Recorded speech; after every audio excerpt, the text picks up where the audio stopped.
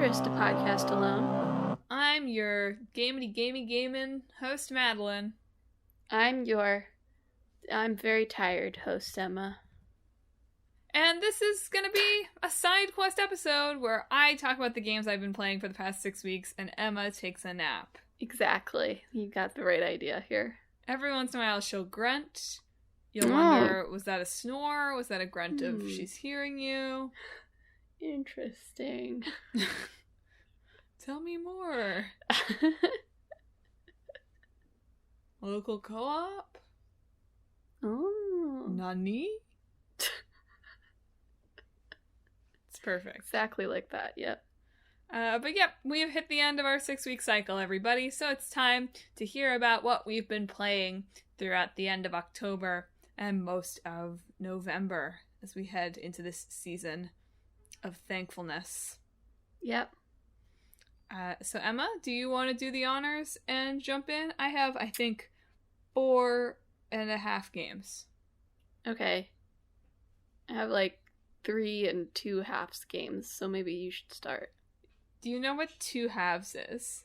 Yeah, but it's 2 halves of different games. Talk this, a math podcast. Sure, then I'll start. Okay, so, well, I don't know, we just strategize. Do you want to start with Japanese Gangsters? Do you want to start with Keyblade Rhythm? Or do you want to start with other games? I don't know. Then I'll knock out the other games first. How Sure. about that? Okay. So, of the other games that I've played any significant amount of, one of them is, after promising it for last side quest, and I think on the episode where we talked about it, I finally went back and finished the last hour or so of Watum. The weird little game from the creator of Katamari Damacy. I could not believe that had been in the past 6 weeks, to be honest. But I did play it as a break between Yakuza. I sort of forced myself, you have to finish Watum if you're gonna start another Yakuza game. So I did finish it. There was not very much left. I was pretty close. I probably could have finished it almost for the podcast, and I didn't, which is too bad.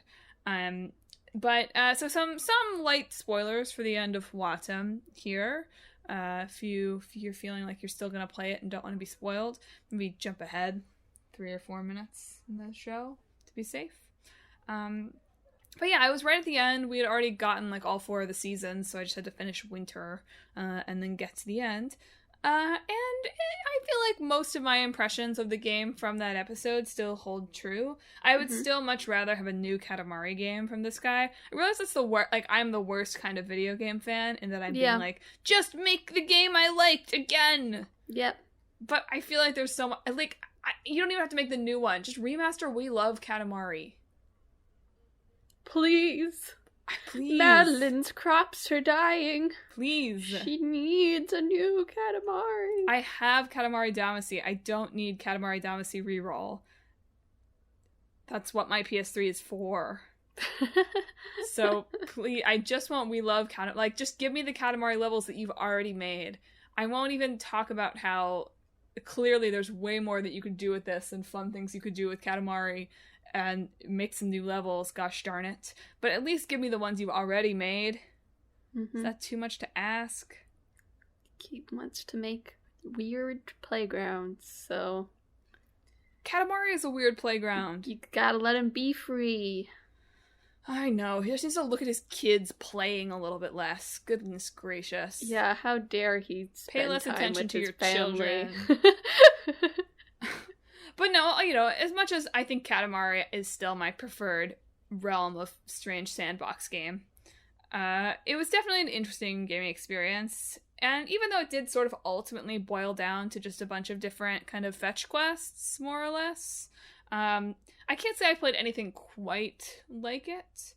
I think ultimately I would have enjoyed a game that leaned a little bit more into into some more sophisticated ways of making these sentient objects interact with each other. For the most part, the puzzles were pretty simplistic, which was fine. It meant that I got through the game pretty quickly, and is fine in the sense of this is probably a great game to play with your young elementary schooler, especially with the golden poop jokes. Poop of all colors jokes, really. Yeah. But I think that I would have enjoyed a little bit more dynamic puzzle solving and a little bit less of the feeling of the herding cats being a preschool teacher, like shepherding these characters. It would really need to be both of those. I could take less of the herding cats in general, to be honest, but I would not want the puzzles to be more complicated without a decrease in these characters wandering off of the boats that I try to put them on. Because that was challenging. I did the ending where, and this is like the major spoiler, right? So in the game, it's eventually revealed that the moon is the one who kind of destroyed led to the destruction of everything on Earth. And your mom is the Earth, and you find your dad eventually. And everyone comes back eventually. And then eventually the moon comes back. And instead of fighting the moon, you have these 4 dialogue options that range from just basically forgiving the moon from what they did to, telling the moon that you can't forgive them, but because, you learned a bunch of things along the way, so ultimately it was probably a good thing, and all these options in between. And I did find that kind of emotional.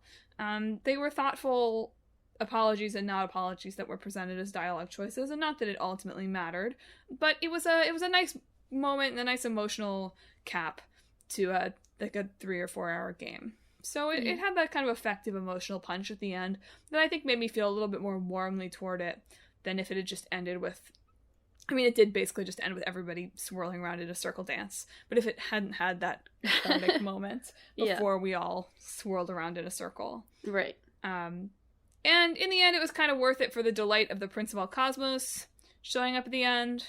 That was pretty fun. Also, you do wield a Keyblade at some point. Good. Pretty literally a Keyblade. Yeah, so, of course. Don't tell Nomura about this. It's already written in. The Dream Eaters come back, except this time you have to herd them all. The Dream Eaters come back and they're all poop. Yes. So yeah, I would recommend, I'm sure Wadham is on sale. I got it for, I think, for $10. It's probably worth that. I wouldn't personally, when there's so many games out there, pay for it if it wasn't on sale, just at this point, given that it is likely to be on sale. But it was an interesting experience and a bright experience, and it's certainly diverting. So it's a consider getting it if your backlog doesn't look like mine kind of game.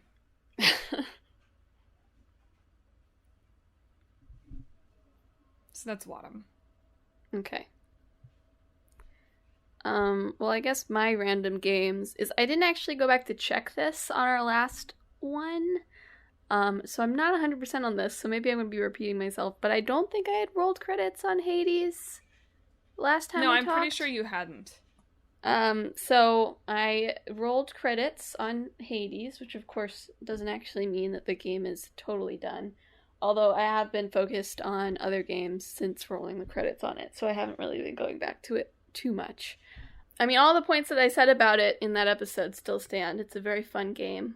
And it's very accomplished in sort of its, all of its designs, really, in terms of the narrative and using the roguelike structure. I did think, I don't know if it's just, new dialogue opens up after you finish, and I was just, taking too long, but I did feel like I started getting a bit of repeating dialogue from some of the bosses. I wasn't sure, though, because I had, watched some other people play Hades, so I wasn't sure if I was just remembering things I had seen from, YouTube videos as my playthrough. But, still considering that it took, however many runs it took, I don't remember anymore, for things to start repeating is pretty impressive. With the exception of maybe Cerberus, I would say it's probably... I watched a video this week on how the dialogue system works in that game. I don't know if you saw that. Yeah, I haven't watched it, but I did see it. It was interesting. Just basically they have a bunch of kind of competing priority systems. of what dialogue comes up when to make sure it's relevant and that the characters don't ignore something that would be more important than the important thing that they're trying to tell you, more or less. But otherwise, they have like a big dialogue thing that's mostly random. So based on that, it would seem pretty unlikely to me that you would see repeating dialogue. But I don't know. I'm watching a lot of Hades, a little less over the past couple of weeks as we've slowly seen Clickbait Boyfriend phase it out in favor of other games. But he has done what feels like most of the major post-credits stuff, unless there is other stuff that is going to appear. Yeah. But he also... oh, I shouldn't embarrass him, right? He did not know. He thought Achilles and Patroclus had best friend energy. That will always be funny to me. He was apparently not a Greek myth child, you know? I guess not. He was not one of those. And during that same run where he was like, oh, like, I'm getting like some love vibes here. He would like, that was also the run where Thanatos kind of revealed himself as a romance option. And he was like, this guy's been my least favorite character by far up till now, but now that I can romance him. That's also super funny to me because I think like Thanatos' first appearance is like romantically charged, so took him a while on that too. He's been focused on, I mean, he's like full romance to Meg, but Medusa seems to be his OTP for our hero Zag. Yeah. So there's that. But yeah, I've watched a lot of Hades. It's good. I mostly watched the dialogue at this point. But I also played a little bit more of Crosscode, which I talked about last time, which I am also enjoying and has also been sort of put on the back burner right now for other games. But I'm looking forward to going back to it, I think. Yeah, same idea. I mean, obviously, I think we both played a little bit of Fall Guys for the show in the past 6 weeks, but I really have nothing to add other than what that episode included. Season 2. Fun. I did read that they are reviving Wipeout, the show. Ooh. Which is not really Fall Guys, but it feels Fall Guys Truly, adjacent enough. probably due to Fall Guys. They saw the appeal of Fall Guys, and they're like, this is the time. This is the time to bring back the greatest show ever created. It is. You can't... I feel like, man, the British ones... I feel like British reality shows are on a scale of Wipeout to a Great British Bake Off, though. That's my theory. In terms of... What does that mean? I don't know. Just in terms of the vibe. In terms of how many misogynists they let on. I guess? Weren't we watching the British Wipeout and there was just all these guys that were like... Oh, yeah. I can't believe this girl is... It was. You know, it was always like, well, I consider my rival to be the man in the finals. Yeah. No reference to the woman. Yeah, you're right. I blocked that out. It's the American Wipeout that's coming back. Yeah. But the British one, like, there were a couple of times where it was like, wow, this guy's the worst. Whereas on the Great British Baking Show, you have, like, Peter. Soft Peter. Yeah. Peter, who seems like he's living his life dream. Who is living his life dream, to be honest. Peter is unfazable. It's true. He's just chill. He's just gonna crack on. He just vibes. Anyway, that's not video game related. Although, a Great British Bake Off video game, like a Cooking Mama style Great British Bake Off game, would sell. Feels like that's the holiday gift that everyone needs. Anyway, so we played some Ball Guys, and for the show I played a little bit of The Outer Worlds as well. That one has only been put to the side because we have exclusively been playing Melody of Memory here over the past week, pretty much. And by exclusively, I don't really just mean like not playing other games. I mean, like, pretty much that's all that we do when we're not working. Sometimes when we are working, we should be working, CBB. But it's but the song takes like 2 minutes, you just do another one and then you do another one. That is exactly Josh's take on the game. He's like, it's addictive. It's like a phone game. Yeah. You just keep going. Yeah. So I am thinking that I will actually play some of the Outer Worlds, or certainly that if I don't, somebody here will. So I will either watch or play some portion of the Outer Worlds moving forward. I enjoyed the hour and change I played, but it just did not make the cut for my gaming time this week when there was Dumpty Dums to hit. Yeah, lots of Dumpty Dums. Lots of Sephiroths. Please don't remind me. Okay, are we talking about this now? Is that sure, what we're doing? We can transition into that. Why not? So no surprise, listeners. This is a Kingdom Hearts podcast, after all. Yes. But I think both Emma and I spent a significant chunk of our week playing Kingdom Hearts Melody of Memory, the new rhythm game with just a dash of story in the Kingdom Hearts series from Square Enix. Yeah. It's a lot of fun.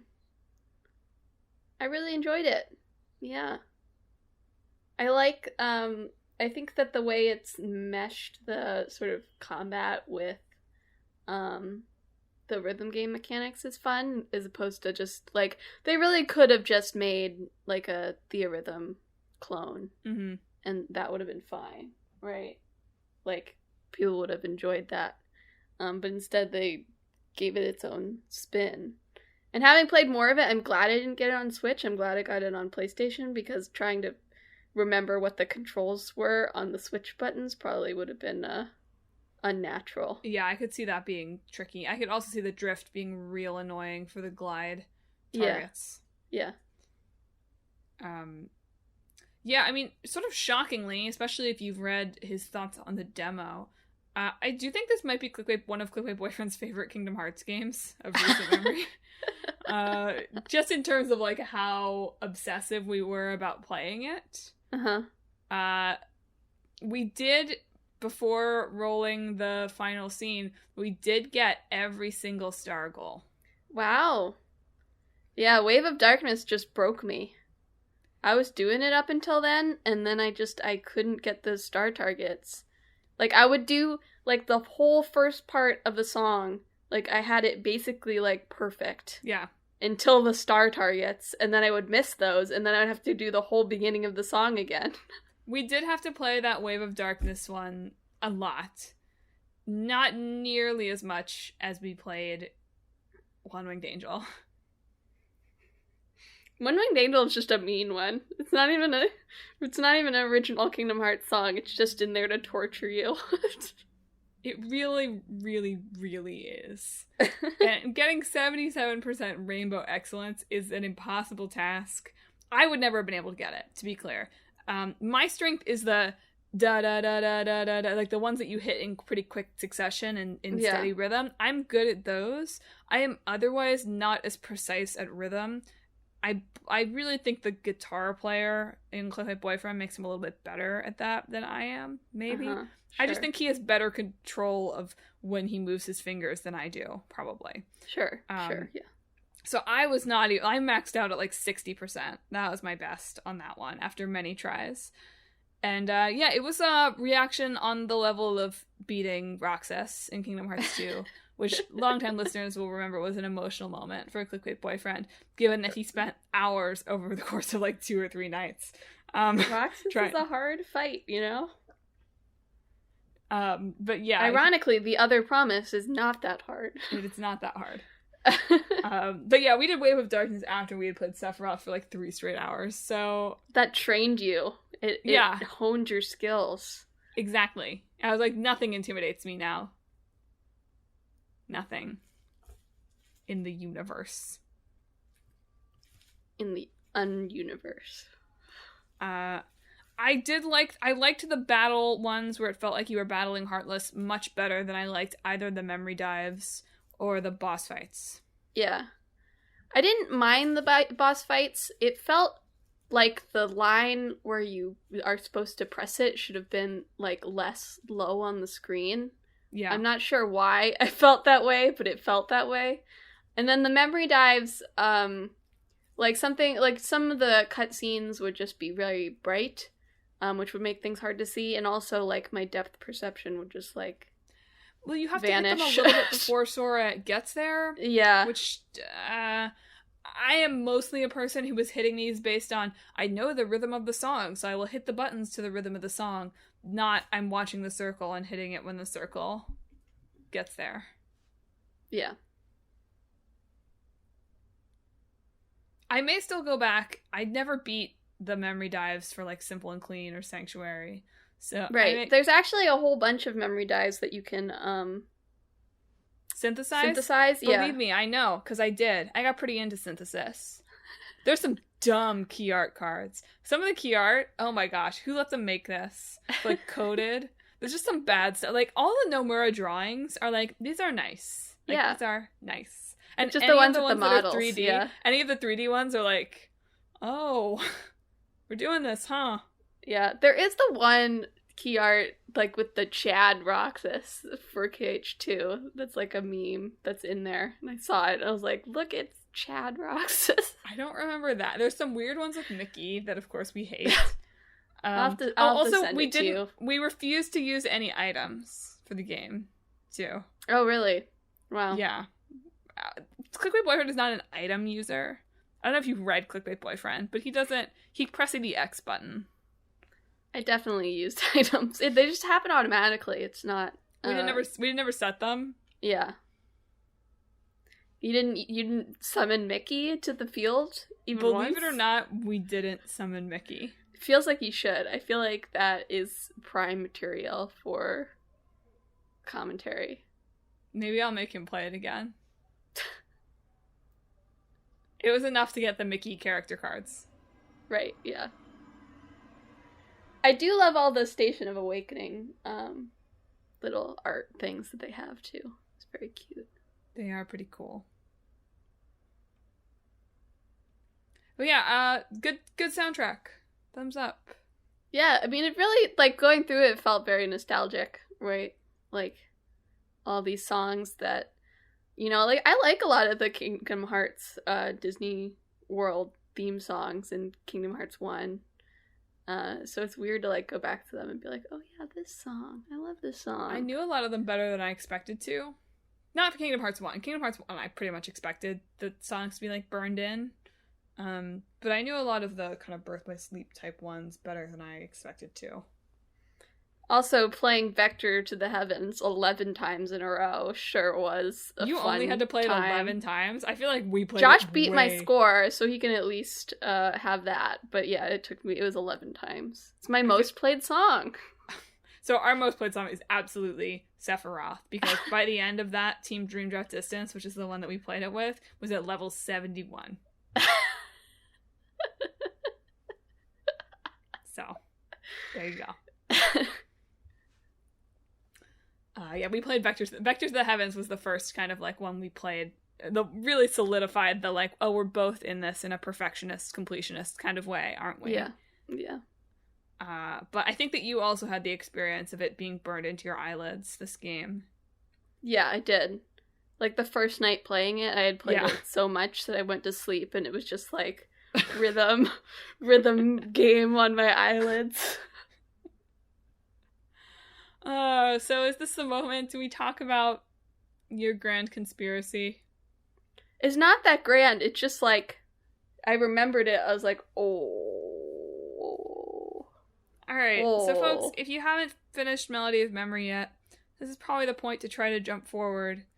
You know, you could just go watch, like, the 9 minutes of cutscenes on YouTube right now, probably.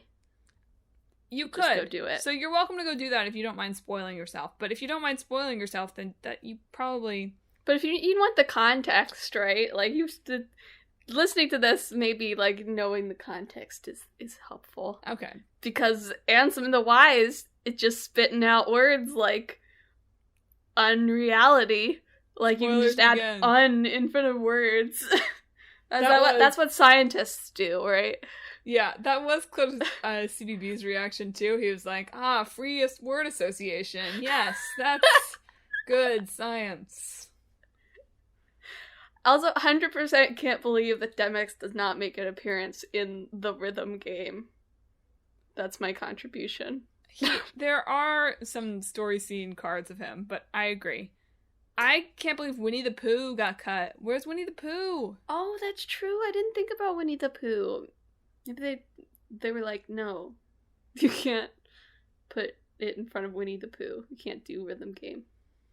You can't have Pooh in your party attacking the Heartless. I don't like that. Everything is Pooh. Stop, no. That's what you meant, right? But it did make me think, because I was like, okay, so the big twist is that there's now, like, maybe a fictional and non-fictional world kind of coin on top of memories and dreams and data and the, like, real world. Yeah. But it did make me think about Winnie the Pooh, too, because Winnie the Pooh is a book. Yeah. So maybe Winnie the Pooh is the gateway between worlds. Yeah, I would just... Like, I'm wondering how much of it has to do with, like, dreaming, too, right? Like, he says, like, the world of dreams is over here, but, like, all the stuff of, like, about, like, your dreams being what can carry you from one world to the other, and the whole idea of the power of waking to start with, and, like, the ending where your Zora is waking up in the car, right? And Sora wakes up at the beginning of the first game. What if Sora is from the... oh my gosh, there's too much here. There's too much. And also just going back to... I mean, the world's called Quadratum. So, like, square. But going back to Dream Drop So Distance, gross. Joshua is talking about how... like, something happened to all of them, and Rhyme's dreams brought them to the... Dream Traverse Town. Dream Traverse Town, yeah. So, since they're taking the Stargirl's dreams to the other world, I'm wondering if it really is just, like, they are from... these versions of the Twowie kids are from this Quadratum But place. then what's up with the... Well, I guess they're both in... Okay, so it's split because it's Sora's dream and Riku's dream. They're not, like, separate. Okay. You can't tell me that the Star Girl isn't Tarzan. She didn't say E-E-U-U-ah, so there's no proof. She's lost her heart. She can't remember that. Oh, you're right. Tarzan's lost his form.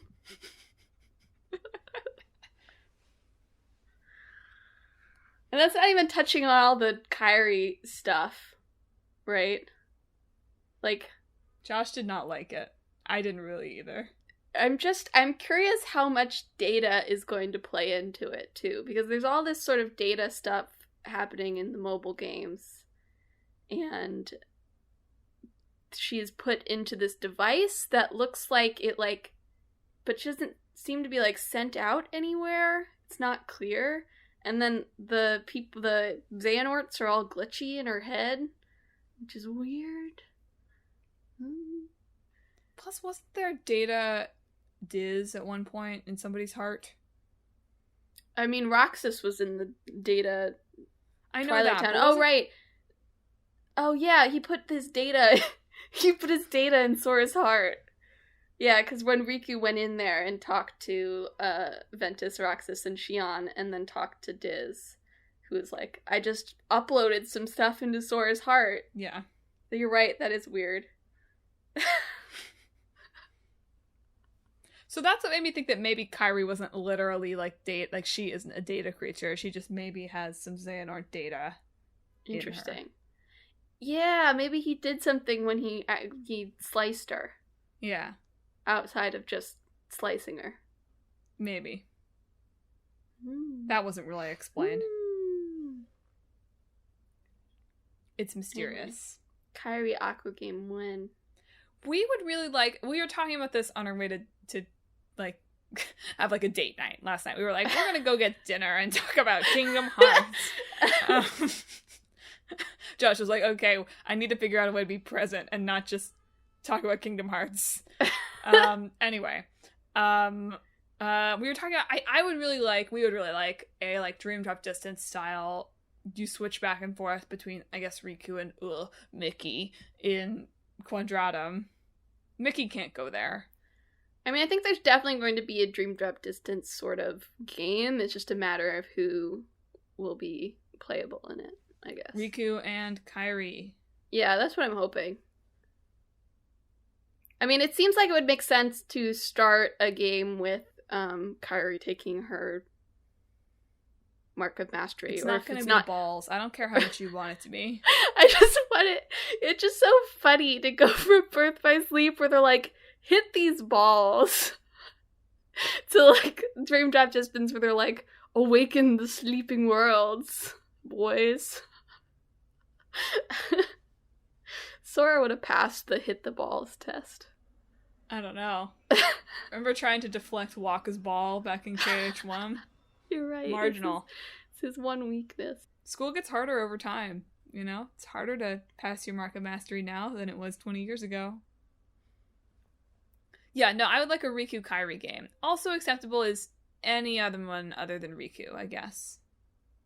Yeah. We could send Roxas. I'm wondering if they're going to be shelving the Twilight Trio for a while. Otherwise, it feels like they're going to have like a lot of... I mean, they do. They have a lot of elements, but it feels like they're going to have a lot of characters to balance, you know? Like, there's all this stuff happening with Ven in the mobile games, so they're not dropping the Birth by Sleep crew anytime soon, I don't think. But it feels like they maybe need to compress characters, at least temporarily. 3522. I just want my remake. It's unconscionable, though, that they haven't... I really feel like if the mobile games are going to be important in the way that it seems like they're going to be important, they need to bring something playable. There are story scenes from it in the rhythm game. I know that, but I don't know who those people are. Yeah. I mean, I don't really know either, to be fair. So my feeling is maybe this next game will figure out a way to do this too. I could dig a game that's like it's like a Dream Drop Distance but 3 ways, and it's Riku and it's Kairi and it's, what is it, Evander? Ephemer, thank you. And you all, like, that would be okay. I just need something that's gonna get me up to speed that isn't... I don't really feel like back cover was enough. Yeah. I mean, back cover doesn't... I know cover a lot of the events. What's in the box? What is in the box? How does the box fit in? In the box... It really is an Xbox. No, it's a and you need to play. No, you need to play Baron Rex on it. No. It's a PlayStation 4 and a copy of Kingdom Hearts: The Story So Far. And this game just becomes this like staring into its own belly button mess. Anyway, I'm having fun with it, right? Like, I'm having fun with all this nonsense. It feels like a good place to go. So yeah, Clickbait Boyfriend is a little angry about the box seemingly having been shelved. I don't think it's been shelved, necessarily. It feels like there's just, like, 2 plot lines going on. Sort of. Maybe the Days crew can look for the box. Yeah, just send them Pete box hunting. I can't wait for Pete to have an emotional arc. Oh, man. Another thing the movie cuts out is Roxas learning that you're supposed to open treasure chests. Wild. So many good things from 358. People just don't know. Anyway, we're excited about the possibilities here, clearly. Yeah. And the fact that the fairy godmother is just OP. I thought about this. When I was writing the Remind Clickbait Boyfriend, I was like, a dream is a wish your heart makes. Yeah. And it hurt me. And it hurt me that no more. I mean, no wonder it's the fairy godmother helping here, but it's also just hilarious that she can just be like, let's pop over to the death world, Riku and Kairi. I can just take you there. She resurrected spirits from gems in the first game, so I don't know why we're surprised. That's true. You're right. She's always been OP. Worried about Merlin now, let me tell ya. Who is Merlin? I mean, who needs Yen Sid when we got Fairy Godmother, honestly? Phase out Yen Sid. Truly. She should just take over from him. What do you think is going to be the new fun naming convention for people's doubles in Quadratum? Oh, boy. Just like, I mean, you know, we got Yozora. You just add night in front. Kairi. The night water. Nightland. Perfect. Makes as much sense as adding the X everywhere, so that's fine. Yeah. It's too bad. It's a missed opportunity to have a no one whose original name was Nie. Nie. N-I-E. N-I-E. Now that we have Quadratum, aka Square World, we can't have an Enix. Oh, right, nobody. an Enix, yeah. Yeah, you're right. Oh, well. That's what you get when you don't merge until partway through the series. Nomura doesn't plan you in. Well, so much for that. I need them to announce another game. He said that there's an announcement for the 20th anniversary. That's years away now, though. No, it's not. It's a year away, actually. I know. But I need more content. Not that there's an announcement coming 2022, but an announcement for 2022. I know. But I don't have enough games. Let Nomura take a single nap. No. He's been very busy. You're right. Final Fantasy VII is really just going to be Quadratum, right? Like, the second game is going to, like, reveal Yozora. You know, I'm not as skeptical as I was about that, except that I don't think Square Enix would let him do that. Just a cameo. Anyway, are we ready to move on? There's the Twoey Countdown site, though, which I am watching.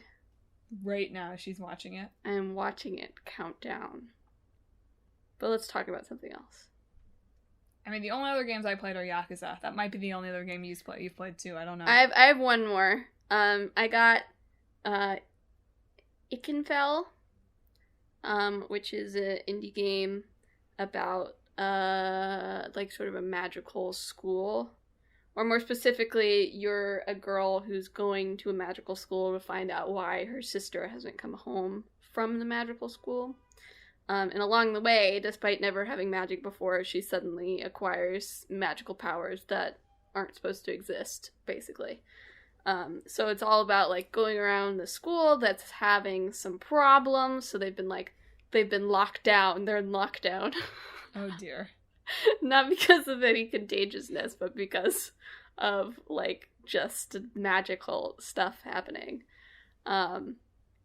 Safina, who is your character, whose name is Marit. Safina seems to be very wrapped up in what is going on in the school, so you're trying to figure out what happened and where Safina is. And it's fun. It's definitely got some of that, like, indie RPG jank in that navigating menus is the worst. Every time I open up the equipment menu, I accidentally unequip something just by, like, pressing a directional button. It's just like a shortcut, but it feels like it should, like, take me over into the greater menu, but no, it just takes the equipment off, and I do this every single time I open the menu. So I've stopped touching it, basically. But basically it's like a turn-based system with, like, timing, right? So you do an attack on your turn, and then there's some sort of timing thing, and so if you press the button at the right time, it makes the attack stronger. Which I had been having fun with, but as it has progressed, I feel like I am I don't feel the urge to grind, I guess, and it feels like the system is scaling like I would have been grinding a little bit.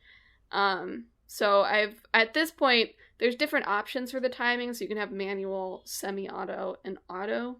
So I've turned it from manual to semi-auto, which means that it's at least always, like, a nice timing, even if you hit it wrong. Whereas auto just always has it as, like, a great timing. So it totally gets rid of it, basically. Which I might turn it up to that, honestly. But it's very charming. I really like the characters and the character design. And it's sort of a fun little story. and it's a fun setting and stuff. There was one boss fight. This is when I turned it to semi-auto, actually, and I'll tell you why I did it. There was one boss fight where, I'm sorry to the vocalist and the writer of the song, but there's like this Kids Bop rap song playing over this boss battle. It's literally the worst thing I've ever heard. Sure. It made me want to lose my mind. That's I really probably should have bizarre. just turned the sound off. But that felt weird because then I couldn't hear any of the sound effects either. But it's actually the worst song I've ever heard. I despised it. I don't despise music very often. And it was just awful. And it just kept repeating. It was the worst. So that's when I turned it to semi-auto so that I would stop. Because it was a hard boss fight, too. I was having trouble. So I turned it to semi-auto so that the boss fight would be a little easier so that I would not have to listen to that music ever again. But otherwise, I really enjoy it. There's another part where there's like this cute, like, sort of teeny boppy song playing in the background for one particular character who you fight multiple times. And that's cute, right? Because it feels like it fits in her character. And like she's like very like sort of spectacular and over the top and whatever. Whereas this, like, she's in that fight, but it's a different song, and there's two others, and it feels like it's supposed to be like a serious moment, like a climax, like it's the mid-climax basically, and there's just this terrible song playing over it, which makes it very hard to get into the emotions of it.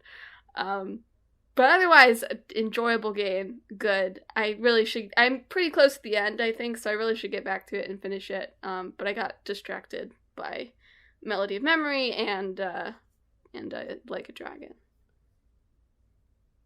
So you ready to talk about not gangsters in Japan? I'm ready. Is Ichiban in the Yakuza? At the beginning. But then he's not. In the tradition of the series. Yes. Okay. Good. I was worried. It was finally going to be about someone who's actually in it. No, he's in the Yakuza for like chapter 1. And then he goes to jail and doesn't age for 18 years. So. Same thing with Kiryu, more or less. Yeah, I always think it's funny, a little bit funny looking at like Yakuza 0 when him and Majima are supposed to be young and being like, you look exactly the same. No, Kiryu does look younger. And Majima looks younger than he does in 3 now, but that might just be an engine thing. Yeah. To be honest. Yeah. They just don't look like they're 24, or I guess Kiryu's more like 20 or something. Yeah. They look older than that, basically. But anyway, like, it's particularly funny because some of the side characters have clearly aged, but you got, like, Ichiban just has his new haircut, and that's about it. Good skincare in prison. Apparently. Well, last time I just started Yakuza 2, after finishing Yakuza Kiwami 1. I just started Kiwami 2, and so over the course of the past 6 weeks, I finished Kiwami 2, and I'm what feels like maybe a third-ish of the way through Yakuza 3 Remastered. And I would say Kiwami 2 is definitely better than Kiwami. Yeah. Just in terms of the story, I don't have too strong of a feeling on the engine stuff, to be honest. It was very cool to be able to just walk in and out of stores, and I miss that now that I'm back in 3. Yeah. But I don't have strong opinions on the combat in those two games. I still think Zero's different combat styles was still kind of my favorite. Yeah. But given the kind of fixed Dragon of Dojima combat, I didn't have like a strong opinion on which game I preferred. But Kiwami 2, I found the story much more engaging and kind of the twists felt more interesting as opposed to completely tacked on 5 twists in the final boss battle. Yeah. So I appreciated that, even though I did feel like I was a little bit ahead of some of the twists. I'm also embarrassed to admit that I didn't really track Kiryu as a pun until now. When I really should have, when the kind of antagonist of the game, who is the other dragon, is named Ryuji, which literally means second dragon. Yeah. So... speaking of weird music, though, I mean, apparently this is not the original music. This is like a new choice for Kiwami. But do you remember that cafe that we would go to every morning in Osaka for breakfast? The reggae. Yeah. Yeah. They have music that would feel at home in that cafe that plays over some really pivotal scenes. Like a scene where you think that Kiryu and his this game only love interest are going to blow up. That's when you play the reggae.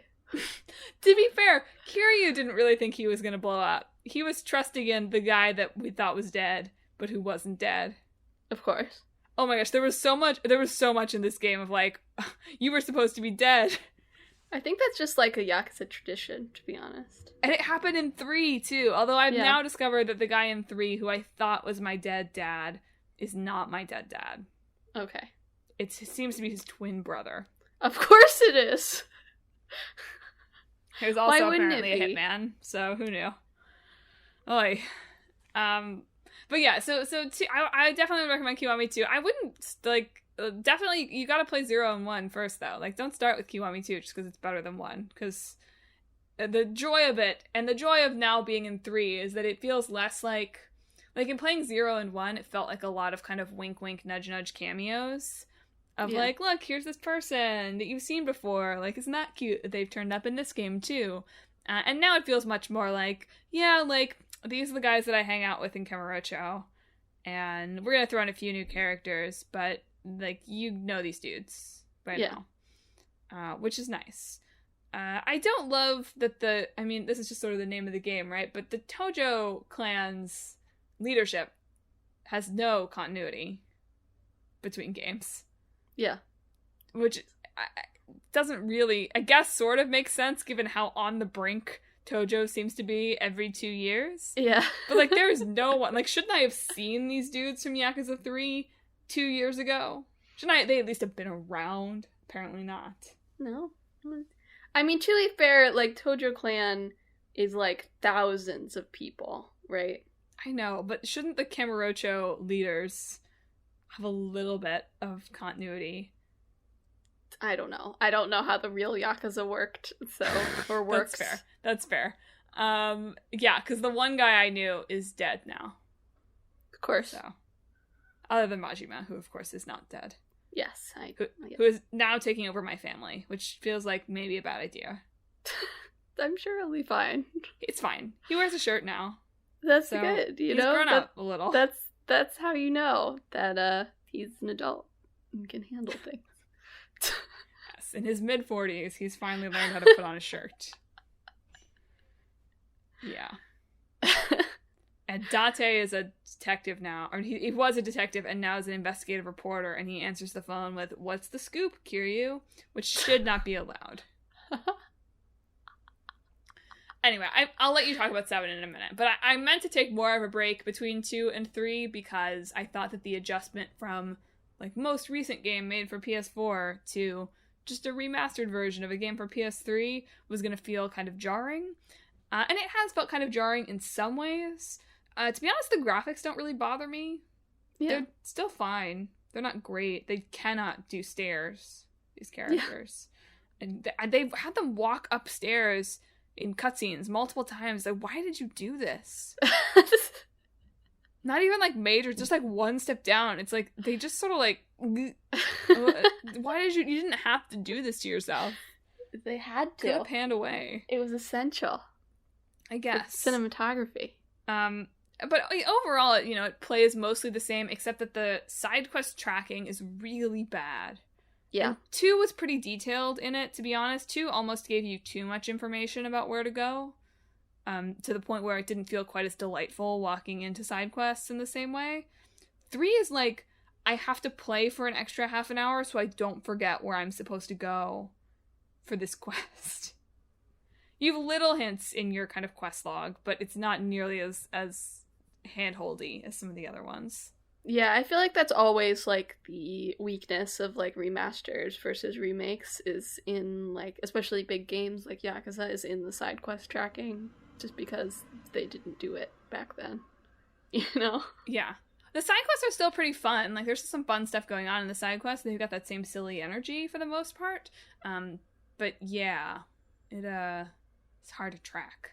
Yeah. And also the internet had warned me that the combat was really, like, blocky. Like, the enemies like to block your attacks a lot. And oh my god, it's driving me insane. Oh, it takes boss fights take forever. It's like, oh, just let me punch the guy. Let me get him more than one punch before he blocks my entire combo. Oh, it drives me nuts. And then they'll have a weapon, so you can't block them. I need to get Kiryu some more guns. Kiryu's never killed a man, by the way. Yeah, that's the key. Kiryu's never killed anybody, but he sure can use a gun. Yeah, he was picking up a lot of people's guns in the past fight. I was like, let's just shoot everybody. It's great. Non-fatally. Yeah, A-Force. We missed the major arteries. Yeah. But yeah, overall, I'm enjoying the story of 3 so far. 3 feels a little bit more sophisticated in what it's trying to do. It took a while to get through the dad simulator, I'm gonna be honest. At the beginning, very dad simulator. Worried that I left the kids in the orphanage under the care of a very slacker Yakuza member. But we did. They're gonna be fine. Haruka's the parent anyway, right? Haruka is like 10. Maybe she's 12. Fine. Haruka's maybe 12 years old. She's in 6th grade. I know that she's the parent anyway. She seems to cook for everyone. Kiryu doesn't seem to know how to cook anything but curry. But... curry's good, you know? I know, but you can't do that. It's got veggies in it. Yeah. They have a dog now, too. They got a dog, and Kiryu's like, bye. Take care of the dog. Kiryu, no. I'm gonna go to Kamurocho with not my other son, this game's adult son that I'm gonna adopt. Relationship with Daigo ended. Rukia is my son now. Oh no. R.I.P. Daigo. How's Yakuza 7? No spoilers, please. I will not spoil. I know that there is definitely... spoils are fine, but... So, nothing... Well, I won't tell you, like, the main plot thrust of... in terms of, like, the grander... what's going on with the Tojo clan, I guess. But I know, like, there's definitely some stuff where I'm missing context, in terms of, like, things that have happened previously, because I'm a filthy bandwagon hopper who skipped to, like, a dragon, basically. But I'm really, really enjoying it. Ichiban is a gamer. Ichiban is very not like Kiryu, is the thing, which I think is a nice, like, not that Kiryu isn't like Kiryu, whatever, he's iconic, of course, but it's nice to have, like, just this very energetic guy, like, as your main character, right? Like, he's a ball of energy, which is not Kiryu so much. But you start out with him like at 24 or something. He does not look like a 24-year-old, but whatever. Doing various duties for he's part of the Arakawa family, which appears to be about like 5 or 6 people large. Yeah, I have not met them yet, so yes. They must be a new rotation of Tojo leadership. Yes, I'm not sure whether they have appeared in previous games or not, but it appears to be about like 6 people total in this family. So it's not very important, at least at the beginning. So Ichiban goes to jail for somebody else's murder. He stays there for like 18 years, so beating Kiryu out. Did not get released for good behavior, apparently. No, in fact, he got 3 tacked on for bad behavior. Yeah. But he got to eat some very good-looking bread, so that's all you can ask for. And when he gets out, he finds, for various reasons, that he's not welcomed back into the family like he thought he would be. And he ends up in a homeless encampment in Yokohama, where he meets not in West Park. Damn. Yeah. So after starting in Kamurocho, you then move for the main part of the game into the new location of Yokohama. which, to be honest, feels a little empty to me. It doesn't feel super packed with stuff. I feel like I'm running past a lot of buildings that I can't interact with or go in, and it's not super clear unless I'm looking at the map which ones I can actually interact with. But it's a totally new map, so I kind of understand. Yeah, you've got to give them to Like a Dragon 3 to really build out what's going to be there. Get their sponsors in order. Yeah, exactly. And it is also a turn-based RPG as opposed to being an action game, which apparently they really only started to switch to that when they released their April Fool's trailer, and people were like, that'd be cool. And they're like, that's so wild. What if, though? What if we pivoted real quickly? That's big. That's big, like, someone who's giving you a side quest in Yakuza energy. Yeah. I mean, the director was saying about it that, like, he was like, they had, like, brainstorming sessions where they had to cut it off because there's just too many ideas and it was taking too long, and that's how he felt like it was a good direction because everybody seemed, like, energized about it. And I find the combat system really fun, overall, even though I don't have any, like, KO healing items right now, and I keep not paying attention to, like, Nanba is this homeless guy that you befriend at the beginning of Yokohama. He's like a mage character, basically. Except, within the he summons pigeons by throwing seeds on people. Right, sure, of course. And, like, breathes on them with his bad breath and stuff like that. But he has lower health and defense than, like, the rest of the party, so I keep forgetting to heal him, and then he just gets knocked down. I do think maybe there are a few too many random encounters without much way of avoiding them. I think that's just a Yakuza problem, though, as opposed to... So, I'm finding that to be a problem in 3 as well. In 2, you could see them on the map, and I got spoiled. In 3, they're just, like, I mean, you can see them on the map in 7, but the streetways in Yokohama are pretty narrow. So unless you want to totally turn around and change your route entirely, there's just not really a way to go past them because they'll see you and then they'll enter battle. Ichiban also just, like, like, you run into the people and they look like generic mooks, and then, like, once you go into the battle, Ichiban has imagined them into, like, particular enemy types. I can't believe the Like a Dragon is now like Dragon Quest. Yeah, and it's all, the thing is, it's all diegetic, because it's all just how he sees it, right? Like, there's some mention at the very beginning that's like, why do you let them get a couple of hits in when you could just fight them? It's because he's just taking turns with them, like a hero would do, as he says. What a freaking weird... Prison did not do a good thing for his brain. See, this was before prison. He was already on this kick. Yeah. There's some point in his past where he was just holed up in a motel playing Dragon Quest, apparently. But something I really appreciate about it is, like, it feels very down to earth, too. Like, once you get through all the introductory stuff, like, it's all about, like, learning how to be homeless, right? And he has to learn, like, why some people can't just, like, go to Hello Work and grab a job, why that might be hard for them. And then there's this whole subplot where you end up living at the top floor of a brothel, basically, which Ichiban was also born in a soap land, so he's chill with that. But there's this whole subplot of, like, these people, Bleach Japan, who are going around wanting to bleach the gray areas white. So stuff like protesting outside of brothels and soap lands and hassling, like, homeless people and stuff. In terms of, like, if they go away, all the problems will go away, of course. Except, like, the game actually acknowledges that, like, a lot of the, like, prostitutes are, like, don't have citizenship status, for instance. So they're doing it because that's the job that they can get. So it's very interesting to, like, how sort of on the streets it is, I guess, as opposed to sort of being, like, it's very not high Yakuza drama right now. Which, again, is just, it's interesting to see in a game, I guess.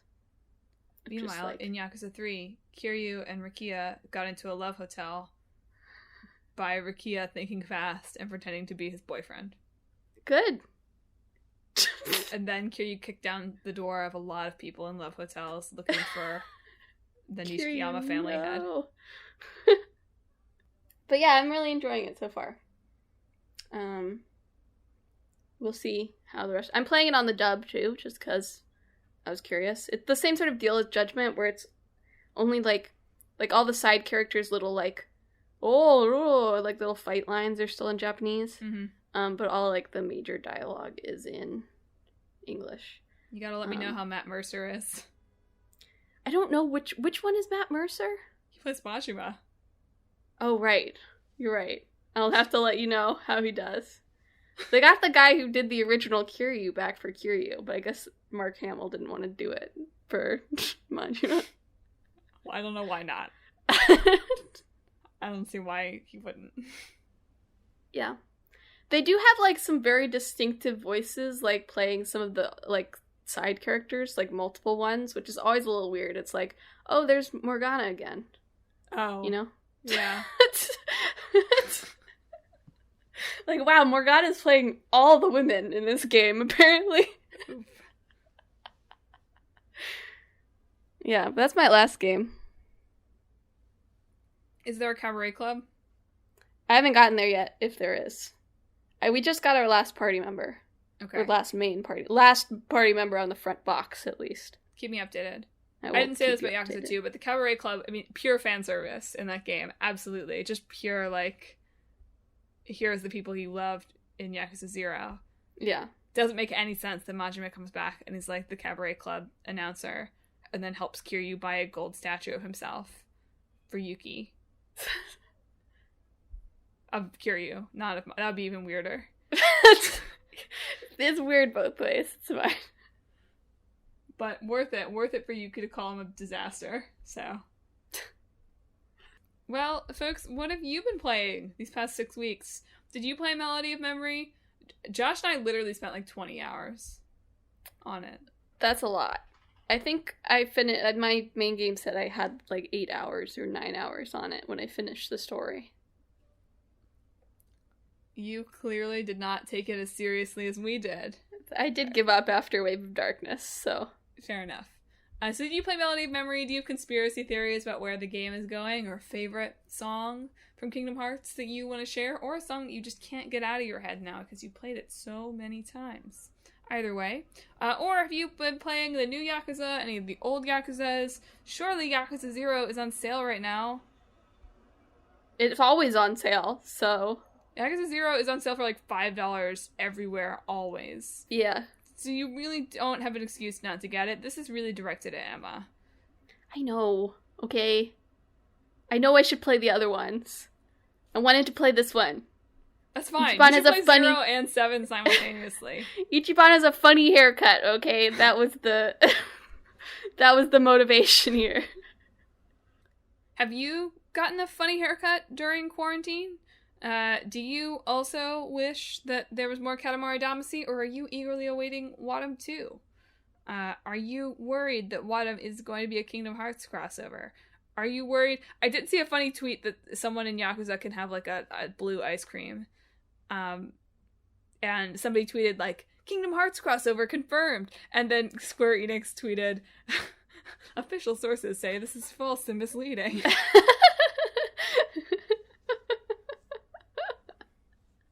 But I think Ichiban would be very into Kingdom Hearts. I think he would be concerned after coming out of jail at what happened to Kingdom Hearts. I think he would be, too. To be fair, I don't think he went to jail in, like, 2001. So it wasn't out yet, actually. So it can be his new game obsession. There we go. What other games do you think Ichiban would like? Or us? Well, you should tell us on social media. We're on Facebook, Twitter, and Instagram, and YouTube at Talk This Podcast. So hit us up on there with any of your reactions, responses, thoughts, questions, all that good stuff about this episode, or really any episode. You can also check out our website, www.talkthispodcast.com, where you can read all about the show, including the games that are in the hat, which include the games that we're talking about next time, one of which is Spiritfarer, the other which is something else. I think Mafia. you're right. It is Mafia Fairer. So on the topic of Yakuza, I guess.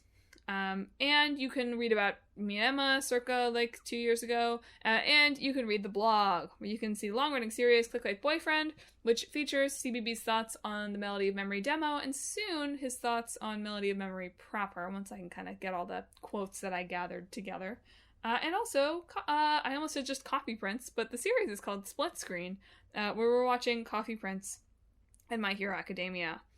I'm thinking about writing a blog about games, the appeal of games as checklist items, and the satisfying nature of games that feel like checklists, because that feels like a theme in the games that I've been playing lately. But we'll see if I get that together over Thanksgiving, or we'll see if we write something we're thankful for. There's a lot of blog content that could go on there if Emma and I ever had a moment to breathe. So, follow the blog. You never know what's going to happen there. And finally, most importantly, you should subscribe to the show. We are on Apple Podcasts, Google Podcasts, Stitcher, TuneIn, Spotify, Pandora Podcasts online and on the app, Overcast, Pocket Casts, anywhere you can find podcasts, you can find Talk This. So subscribe so you never miss an episode on Sundays at noon. Like I said, well, really like we said, with an assistance from Emma for the game I could not remember, next week we're going to be talking about Mafia and Spiritfarer. So really just two very different games. Yeah. As usual. Mostly. Every once in a while we pick two of the same game made 10 years apart. But mostly it's very different games. Mm-hmm. So look forward to that. And I think that's all that I've got this time. Emma, do you have a pithy sign-off prepared?